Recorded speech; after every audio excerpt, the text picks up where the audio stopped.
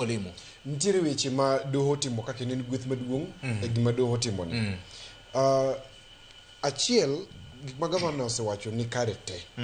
koro we ang'iye niya ni gin tiende nang'o ne japiny yes mondo japiny ong'e ni koro wadhi kanye mokwongo pend chik osekethi yiero no pend chik mar article 142 gi article 136 okay okethi nikech siesi no benwa dhi yiero kiny piny ma Kenya ka to koto wacho niya yes no benwa dhi yiero kiny but koro ok wanyal dhi yiero kiny koro wakita kano dhi e yiero 2027 to kod yiero 2027 piny modongo en niya be mae pod siro constitution koso ma oketho chik wache ni oketho chik en mani koto temo no chiwo ng'owa grace but adier mar wach en ni kot onge teko mar miyowa tarik mar yiero suspending constitution onge gi teko no gi en mana organization achiel e Kenya ka manigi teko mar suspend the constitution iluongo ni military kata parliament ok nyal suspend constitution to military ko kawo gicha gi thuon to ikone koro chik suspended koro wa rule by decree so wantiere gimino ni kuogma gi kizungu kijeluo pa no luonge ni chiedh nade kara kuogma koro wantiere kuogma e wachika to gumo kuogma ni betie en nikech wachni ok en mana e yiero ma 2027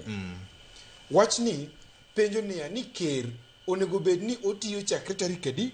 to tieko tarik adi wanwang'e ni higni 5 onge gima chal kamano chik mano onge chik adwa somo ni kizungu abro loke article 136(2) of the constitution ma Kenya wacho niya ni yiero mar ker ibiro tim e odiechieng' machal gi ma itime yiero mar member of parliament bunge mabiro bedo second Tuesday in August in every 5th year mano article 136(2) okay then okoni in the circumstances contemplated in article 146 okay kidhi article 146 no to biro ng'isi triggers manyalo kelo election to mondo ker otiek serve mondo ker otiek term ne chik ni wacho niya ni ker manyien biro donjo ka ker masani biro wuok ka ker manyien okawo muma ok wacho ni en tarik kadi until the next president is sworn into office yes not ni until an election is held koro wachako kweno karango gima wacho en niya ni onge kalenda ma Kenya kata mar time mosiemo niya ni ker ibiro yier chieng' machal kama to chieng'no ema tende rume we amiyi mfano kineno yiero ma Amerika nyaka gitim yiero bang' higni 4 yes ok e higa mar 4 bang' higni 4 okay yes it's clear president nyaka bed sworn in January 20th mar the succeeding year mang'isoni from the time my election otim in November nyaka higa manyien